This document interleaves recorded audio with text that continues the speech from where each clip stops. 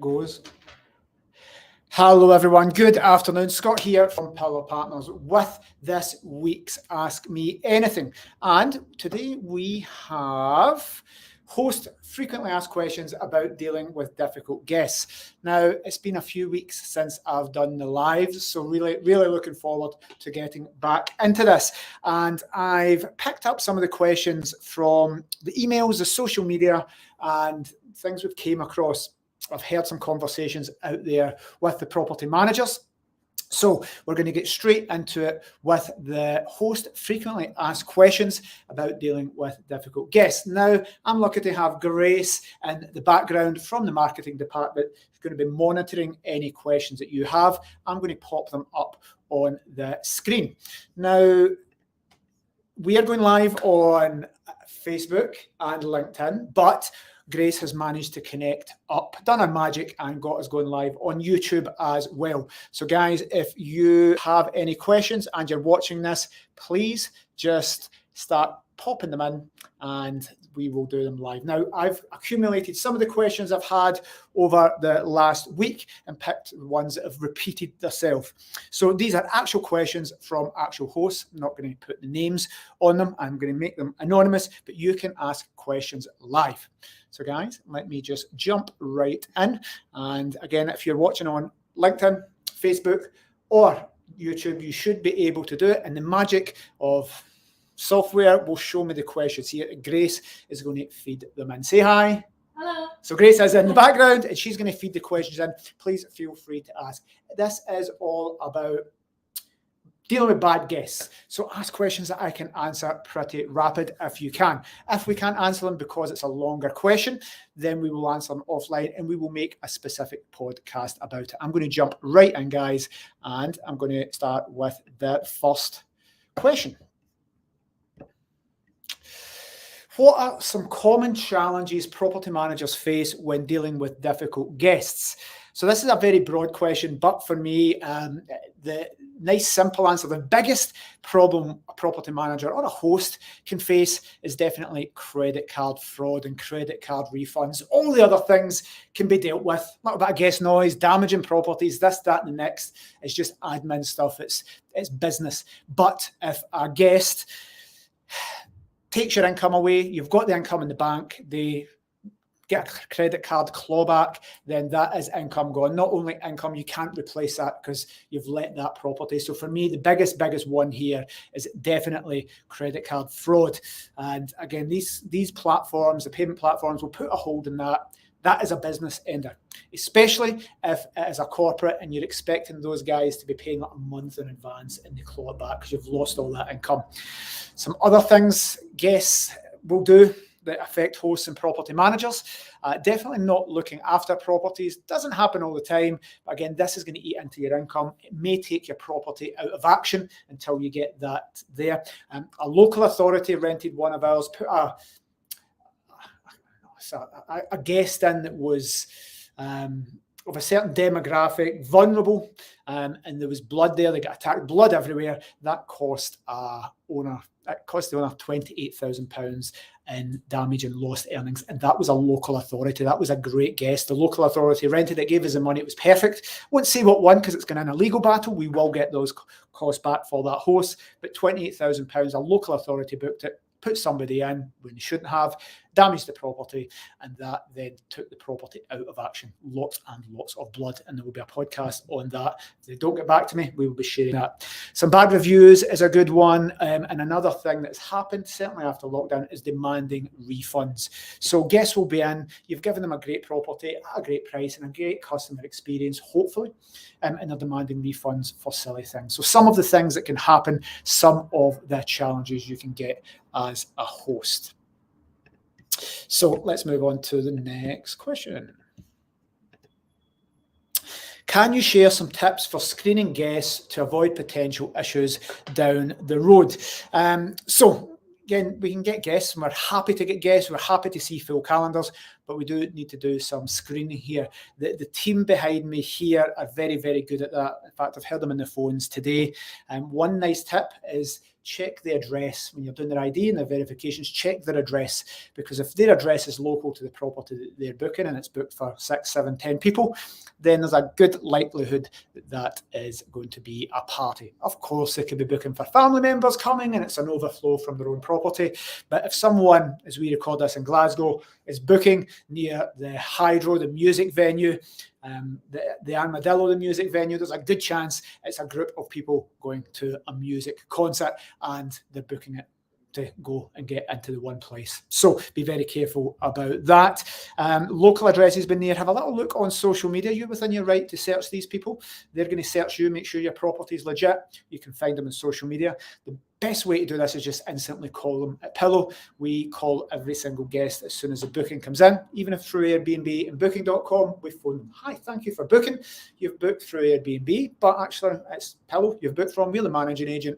We want to look after you. Tell me about you. Why are you coming to the area? Who's coming with you? How many beds? And build up that relationship. Next thing is explain the rules to them. Again, don't assume that these people know what's right and what's wrong. Some people in the UK don't, but different cultures do things differently. So make it very clear to them what the rules are and suss out that conversation, how that goes. Final tip for this, and I could talk all day about it, guys, to avoid potential issues, you want to make it personal. You want to build a rapport. People are much less likely to damage a property if it was, let's say, take Grace. Grace, a lovely person. Grace, it's a business. She, helps feed her kids with it. She's a lovely host. She tries to give you a good experience rather than a faceless, landlord that's making money out of property. So you want to build up a relationship with your guests, build up rapport, and again, have that personal connection so that they would think twice about doing any damage to your property, stealing anything, ripping you off. So some nice top tips there, guys. Next question. How do you approach communications with guests who are constantly late with questions, with payments? Well, I would assume this question applies to corporates and contractor bookings. We normally get the payment in advance from the short-term leisure market, staycations, Airbnb, etc. But contractors and corporates and executive lifts can be tricky. Two different things. One, contractors who are paying it, let's say a builder, but very generic, a builder coming in paying, they'll pay you very, very well for the first couple of weeks, the first couple of months. Then there can be problems. They can be slightly later. The other side to this is big corporates. They may be paying advance for the first 2 or 3 months. They might pay, we've had people paying a year in advance. And lots of properties, some companies just pay a year in advance. They've been in 3 years now and they've paid a year in advance every time. Perfect. But some big corporates, there's layers of bureaucracy to get bills paid. So if it's Davey the tradesman, you can phone him, give him the money, and he'll pay it in. But if it's a big company, I won't name them, but along the Clyde, made videos today about it and mentioned them. Trying to get invoices paid if that person's on holiday and there's different layers, and to get purchase orders done can be difficult. So two different things, corporates, contractors. With contractors, guys, you just need to be super firm, guys. If you're going to piss me about and not pay the rent, we're just not going to renew the let. We're going to get you out. And you say, it's okay, I'll pay in the next week, I'll pay in 2 weeks. Then they fall behind. You need to be super on the ball with this, guys. And I'm answering these questions from Pillow's point of view, with professional team, with people here that know what they're doing. These answers, as we go through today, might not always apply to individual hosts. I don't want you going to properties. I don't want you being firm, putting yourself in danger, getting into arguments. But I'm answering these as what we would do at Pillow. So contractors, super firm, and just get them out and don't let them renew it and just say, guys, I'm not going to let you have that. And they're going to go and find somewhere else. For corporates, you need to be invoicing well in advance, 14 days in advance, definitely 2 weeks. It takes them some time to do it. So you need to be super firm with those guys. Again, in Glasgow, I've been walking over that bridge from this office twice, 2 big corporates, won't say who they are, and literally putting people's stuff out when they've not paid, and then they've paid as I was doing it. So with corporates, there's layers of things you need to do, but guys, you need to be super firm. It's your property, and if they're going to be a week, a month late, and then they don't pay, you've lost that income. So communications is key here. Build up good rapport with the contractors, look after them, give them good rates. do the maintenance, treat them very, very well. We're in hospitality, not property. Excuse me. And with corporates, you need to be on the ball. You need to invoice. You need to get that through their system well in advance. Don't invoice on the date it's due, because there's a good chance you're not getting it from big banks, from the NHS, and from big companies like BBC and even Warner Brothers, and sports teams and sports stars. Thank you for that. Next question. What strategies can property managers use to address noise complaints or disruptive behaviour from guests? Again, I'm going to preempt this. What we would do at Pillow, instant action, firm. We can't stand for that. We have a reputation and a brand here. We do not want to piss neighbours off. So for us, our property managers are highly trained. We do role playing with communications. We can escalate it to managers who can then escalate it to managers who can be super firm. Guys, first priority here is definitely your safety. And I'm thinking of other hosts here. But my answer, we need to be putting safety first, even for my team.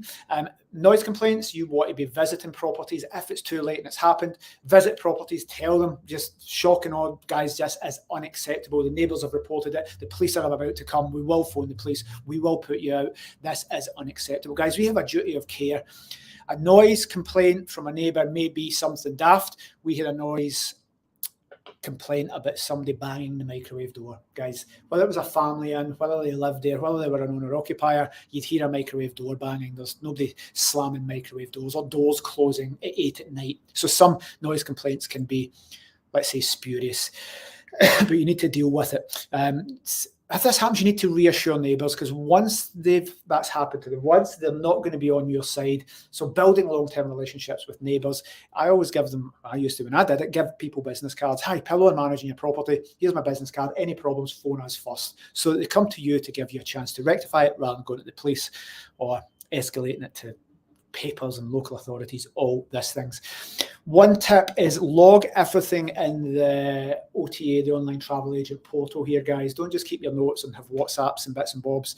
Back everything up, putting it onto Airbnb and Booking.com, because they will go on there and check if there's any resolution to be had. So log everything on the portals. Not enough to have emails or pictures or videos. You need to put everything onto the portals, and that is a super good tip, because they'll look back and then they'll want to see the information. You need to prove that you've done this, that, and the next, but just put everything on as it's happening, a live timeline on the portals if they're booked through portals.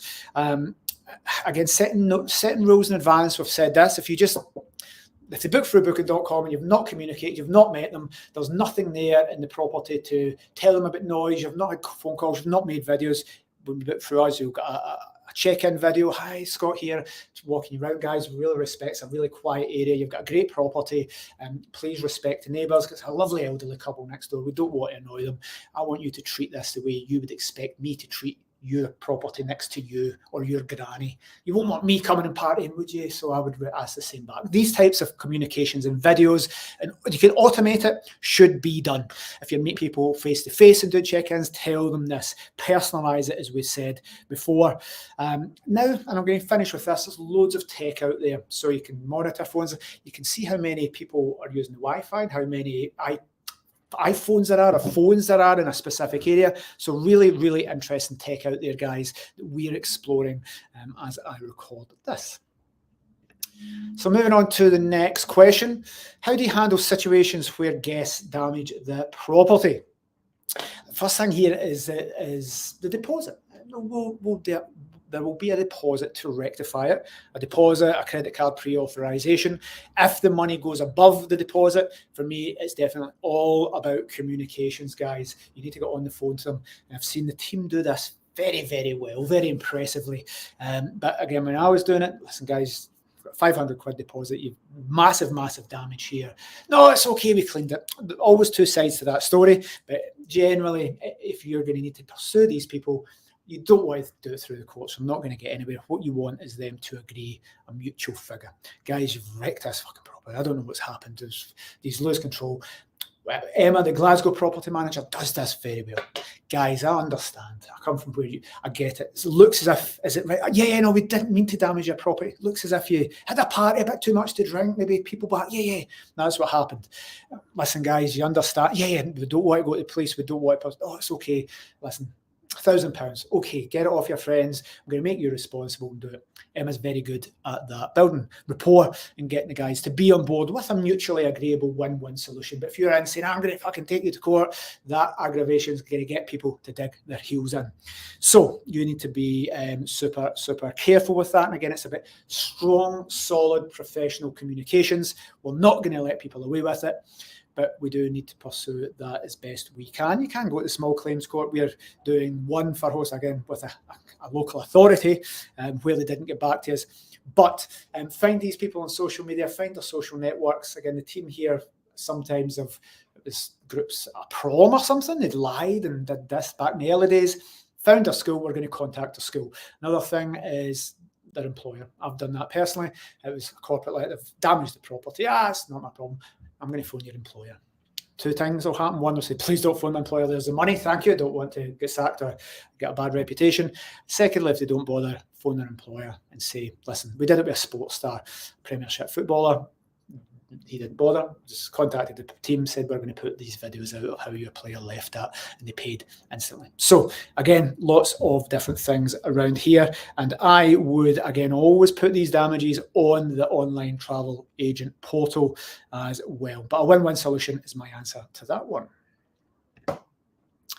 Next question, should I take money from a deposit when a guest wrecks a towel or bedding with fake tan, mascara, etc.? Now, this one the team sent me because I asked, go into the forums and ask what the biggest problem is from hosts here, what the biggest moan and gripe is. And this is definitely one of them. And people getting really annoyed, really upset and very, very emotional about a guest damaging a towel. So there's two sides to this, and you'll know the other side of, yes, we should, we deserve it, they've done this. I'm going to give the other side, and here is no. Don't do that. Think a bit bigger. Think more professionally. I always think it's inexperienced hosts that do this, going on, wasting all this emotional energy and time and money moaning on fucking forums about a guest damaging a towel. Guys, we're professionals here. We've already built a little bit of repairs and renewals into our profit structure and our nightly rate. What we expect these things, one of the things we say to hosts is do not enter this market. Do not be a short-term rental owner if you're going to cry over a towel. It's just not the right strategy. Regardless of how much money you could make, it's not worth crying over a towel or a spoon or a bit of bedding or a pillowcase. So guys, we need to approach this as a business, and as a business, we will have margin built in somewhere. So if you find that this is happening, let's say you'll need a race course. Let's say you'll need a music venue, and these things happen. Again, nice Transmit festivals. Transmit, isn't it, here in Glasgow? We fucking know most things will get wrecked at Transmit. We'll put bad bedding in for that. We know it's groups of people that are going to be sick. There'll be blood. There'll be tears. There'll be makeup stains. So we've built that into the margin for events. And guys, if you're near these events, if you need a race course, every single time there's a race on, you're going to be flinging your sheets out. So build that into the margin. Again, I would, and this is why I'm saying no, don't take deposits. You should have this built into your nightly rates. Just add £2 onto every single night and it will cover this and you won't need to cry. Secondly, communicate with your guests. Tell them in advance. Have your rules set. Do the videos we've mentioned in previous questions. Have your guest book there. Tell them very, very clearly that this is a business. We keep the rates low and we will need to take the deposit if it gets damaged. But I can tell you guys, if you take money off somebody's deposit, they're not going to give you a review, or they're going to give you a stinker or a review. And if your towel's 10 quid, a bad review, a 1-star review saying that host stole my money is going to be £1,000. So unless the damage to your bedding's more than £1,000, I wouldn't worry about it, because that bad review is going to be more damaging. Again, they're wrong, by the way. The guests are wrong, but they will be damaging your business to the future sum of at least £1,000 in future bookings. So if you can let them away with it and tell them and not charge to get a positive review, you better with £10 in your bank or a positive review. You're better 100% better with the review. So guys, the instinctual thing here is to take money, it's yours, you deserve it, they've damaged it, how dare they disrespect your property. I think the professional, mature, solid business person approach, if you're going to lose 20 quid in your property is going to be, and you're going to be going bankrupt because of it, you don't have a solid business. So I'm going to take the bigger picture view here, guys, which I know many watching will not agree with. Next question. What strategies can property managers use to maintain a positive and professional relationship with guests, even in challenging circumstances?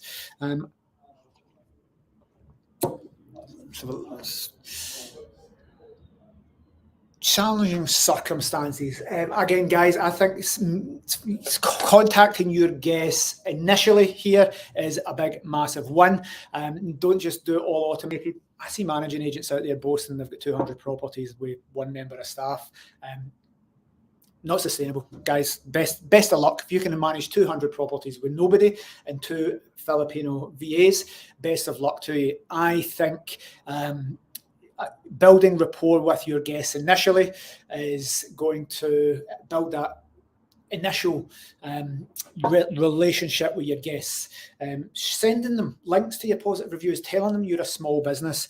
I think people view Airbnbs as like hotels and big companies that are faceless landlords. And by the way, when you're marking up properties to the level that's happening, as I record this, at a premium, people are going to look for faults and people think you're making all this money. But guys, our prices have risen because of the margin has reduced massively. So we want to let people know, hi, my name's Scott, I own this property. It's my pride and joy, I've inherited it. It brings in income for the family. So we want to build rapport with that. We're going to give them a good quality product. Please respect it. Please help me get my margin. There is Stephen Wallace. Hi, Stephen, how are you? I think that's the same Stephen Wallace that we used to train with many, many years ago. You're doing amazing at the gym, my friend, by the way. If it's the same Stephen, I can only see a name here.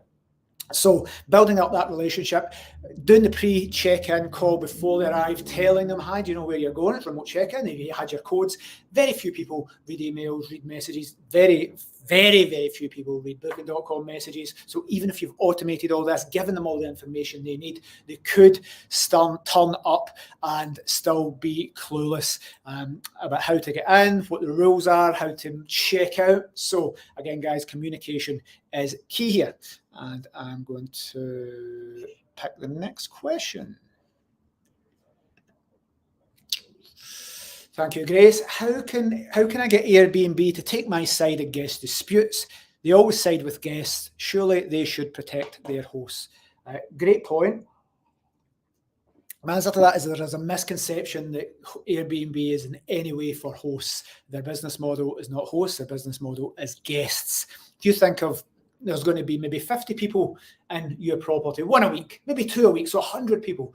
There's 100 times in year one, so there's 100, at least 50 to 100 times more guests than there are hosts. So there's more users of the platform.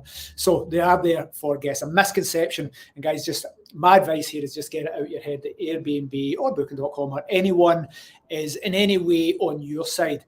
Now, probably over egging that, but it gets your mind in the right place. Airbnb is there for the guests. They're always going to take the guest side. They're always going to protect the guest. So if we enter this industry with that view, we don't get upset, we don't get emotional, and we expect Airbnb to side with the guests. With that in mind, how do we do that? Well, look at it as you're a supplier to Airbnb. You need to provide a product that meets their standards. So that's why they side. I'm not saying Airbnb is wrong here. I argued with this for many, many years, and this year I finally got it. Hosts you guys are suppliers to Airbnb, and if you don't meet their rigorous criteria, they will kick you off the platform and you will be replaced by another supplier. The users of that, you're a supplier for the customer and the guest is the customer, so they will always side with them. You just need to make sure you are supplying an amazing product for Airbnb. And again, for this, to get them to take your side should there be any problems. And again, the team are amazing at this. They double up every single communication. Let's take Airbnb. It applies to Expedia, Booking.com.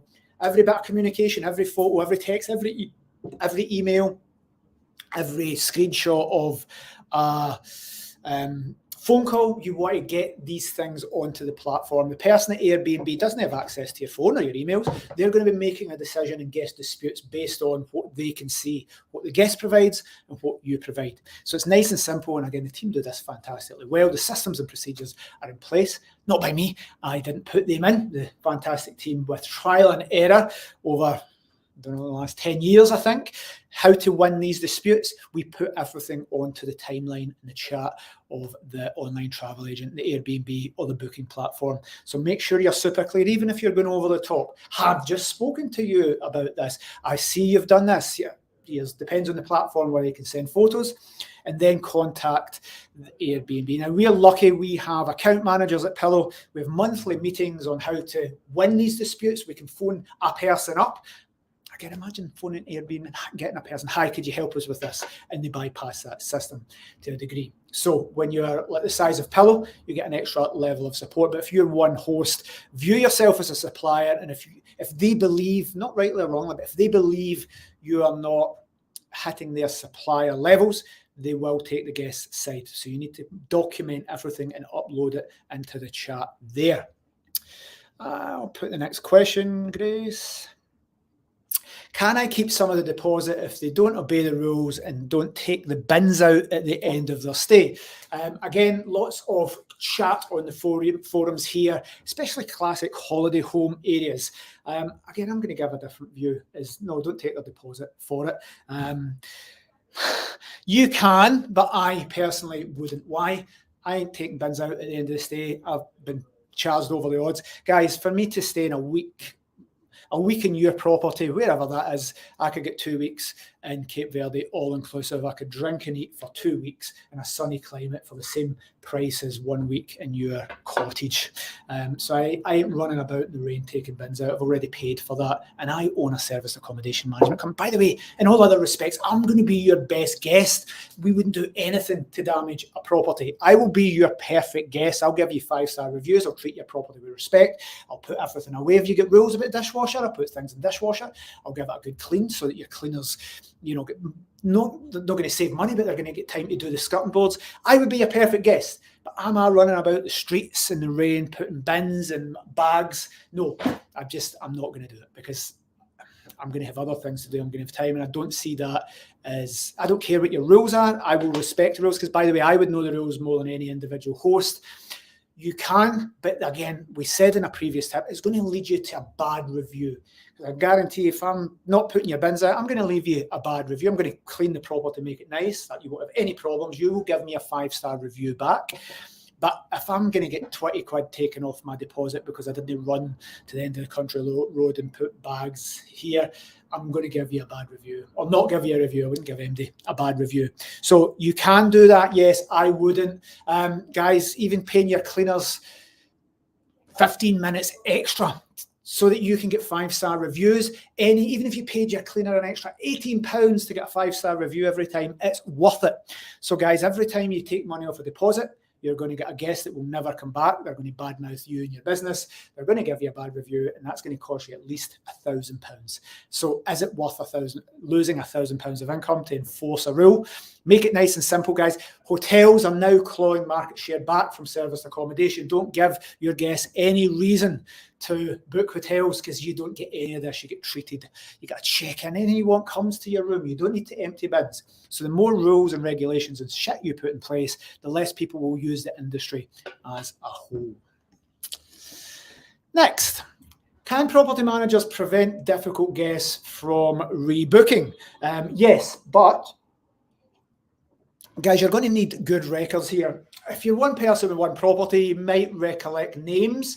But guys, if you are a serious host, you could have 1-2 guests a week. That's 100 guests. You won't remember these people, maybe their wife and stuff that book. So you're going to need good records, good property management software, good CRM systems, customer relationship management, putting notes, taking identities, taking things, some things you could do via Superhog, getting guest insurance, guest identity checks. You need to have these things in place. And yes, you are quite within your right. It says difficult guests. We don't want to be prohibiting accommodation to anybody because of a religious belief or something like that. So we need to do it for valid reasons. Is this guest going to be a pest? Is this guest going to damage my business? But yes, one of the early questions was about tradespeople booking. Some people are really bad payers and are pissing my team about, and I said, just don't give them it. Tell the owner to take that at their own risk, because it was a couple of days late, then a week late, then the team are too busy here to be chasing up rents that should be paid. So again, yes, you are within your rights. Be very careful about it. You don't want discrimination. Make sure your intentions are right for that as well. The next question, guests and EV charging. Should I let my guests charge their cars? Again, this is a question that comes up in forums a massive amount. It definitely did at the start of the year. Excuse me. There's people going absolutely mental at guests. Think of all the other things we said about what gets a bad review. So there's a few ways I'm going to answer this. You could, and you may be within your rights because the guest taken advantage and ripped the piss out of you and charged their car that's cost you 30 quid. So you kind of are within your rights. I've went above and beyond, and that's not in the guest terms and conditions, so you're 100% right. But if I'm thinking as a established professional business owner, what's the best decisions I can make as a host? Well, one, I'd be carving a niche out initially to say, come and charge your car. I'd put it into my listings. I'd put it into my margin. Because guys, if you know they're going to charge their car, just build it into your margin. That could be 50 pence a night, because not everybody has an electric car. What's the statistics? I don't know these days. They keep going up. But 5% of people, 10% with electric cars, build that into your margin. Say that costs £20. Right, it could be 20 pence a night. So it's nothing. It's not worth ever worrying about. You should be enough margin in your business that you can absorb this. So build a niche, put it on your listings. Guys, I can guarantee your market area is saturated. I can guarantee there is new entrants popping up, rent-to-rent people buy it, don't have the high costs, cheaper rates than you. You could charge a premium if you put that you willingly let people, hey, come and charge your car here, we love you. By the way, we've even got a government grant, you can charge it. It's all done. We've got a lean-to or something so you can put your car in charge, whatever. But carve out a niche that you are the only person in the area doing it. And rather than being a whiny little bitch like everybody else in the forums, you're openly saying, come to my property and we welcome you in, and build it into your margin so that it doesn't cost anything. Guys, I've given some tips this to owners. Same question. I get it a lot from hosts, and they argue with the property managers. I'm not happy with your property manager, Scott. And they come to me and I tell them the same thing. You can moan and bitch about 20 pence a night, or I'll make you more money. Charge a premium, change your listings. Thank you. And I said, did my property managers not tell you that? Yes, but you've said it in a different way. Guys, look at the bigger picture here. Have it as a niche. Get them to come back to you, guys. It's like pets. Many years ago, you could drive and get all this free electric charging. I'm told these days, not daft enough to have an electric car. So I don't know, and I would keep that to the very last second until the government forced me to have an electric car, and there was no other options. But until then, I'm not going to drive an electric car. But I am told you could plug them in and get free car parks at Tesco's. Now they're all going to be charging. It's probably going to be just as expensive to have an electric car as it would be buying fuel in. So if you let a guest bring their dog, if somebody said, oh, you bring your dog willingly, everybody else said, no, I'm going to go back to them because it's easier. They welcome me in with my dog. Same with EV charging. If they've driven that time and it's all free, they don't need it. But now that it's not free, or it's harder, or there's bigger queues, I've seen it at service stations when I've been going to London. Fucking people 5-6 deep for one thing. I don't know how long it takes. At least 20 minutes. They're sitting for 2 hours. So you could carve a real niche. You could put 20% onto your listings. Make a premium property with this included. And again, you'll make 2-3 times for the convenience of it all. Carve a niche and don't start arguing with people over 10, 20 quid because they'll come back. And guys, get them giving you positive reviews. The same thing. If a bad review costs you £1,000, then a good review is going to earn you an extra £1,000. I think we're coming on to the last question, correct? Make this the last one. I would like to cut them at 40 minutes.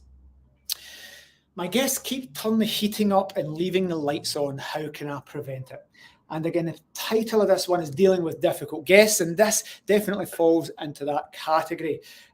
Again, guys, there's 2 ways to answer this. There's, yes, I deserve it. It's my guest terms and conditions, and they'll take the piss and it costs me money. Yes, I get all those arguments. And 90% of people would fight for them. I'm going to do something different. You could, but don't. Think bigger. Think like a professional host that's in it for the long term. If you can't sustain an extra 20 quid or a £10 in electricity cost, you don't have enough margin in your business model's all wrong, you should probably do something else. If somebody leaving lights on in your property and I get increasing electricity prices, make it 3, 4 times, 5 times as much as it may have been 18 months ago. If somebody leaving a light on in your property is going to damage the stability of your business, you are in the wrong business.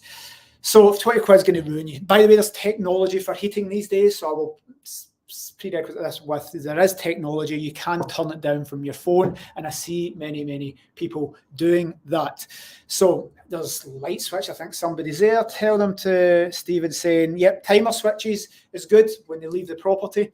We did it in our office where it was light sensor activated things. So there's technology here to do it, but if I'm talking from a business point of view, add in, if you're really annoyed and you're being a whiny little bitch in the forums about a light being left on, guys, or heating, then simple. What is the extra cost that you need to bear? How many guests are going to do that? And add it into your nightly rate. If you have to add £1 into your nightly rate, nobody's ever going to notice that. It's an extra 360 quid a year if you've got a 70% thing. You've got 250 quid if you've got a 70% occupancy rate.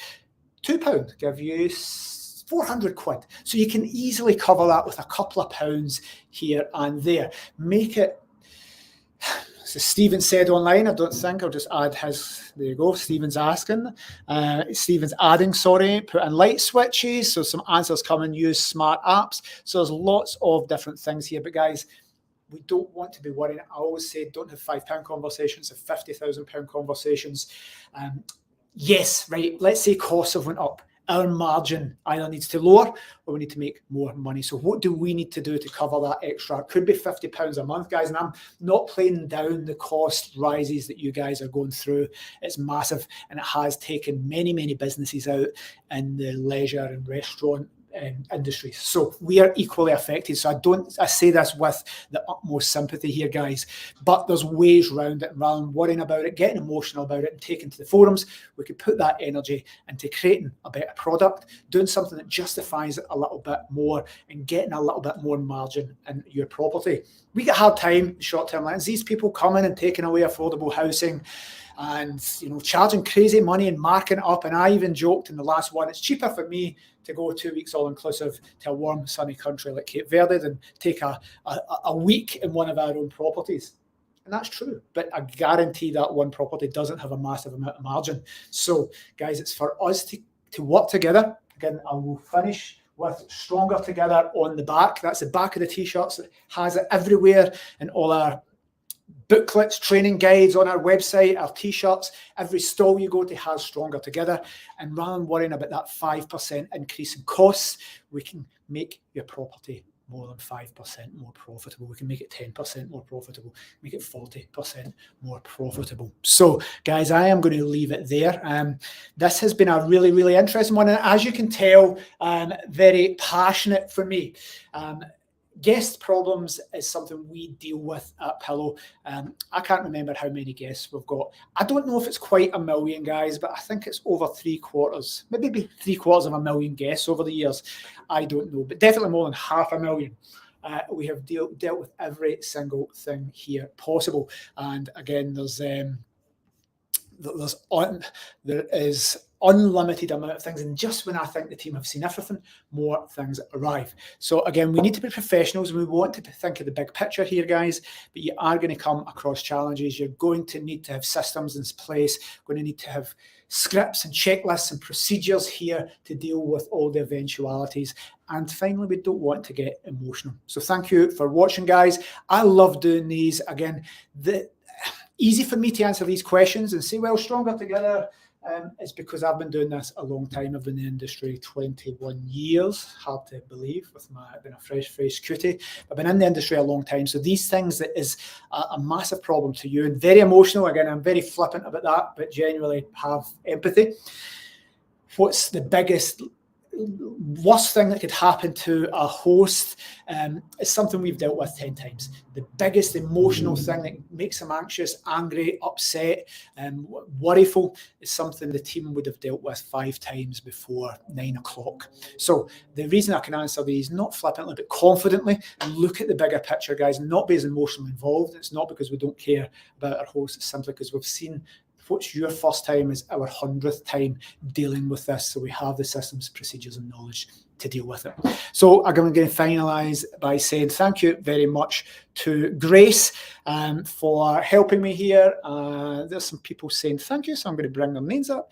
I've got a doctor, that's fantastic. So hopefully this has been informative. We will send this out in the weekly newsletter. If you don't, email marketing@pillowpartners.co.uk and they'll add you to the weekly newsletter. You'll get a video of this one and when we do them every single week. And Grace is sitting next to me. I can say she puts out a very, very good newsletter.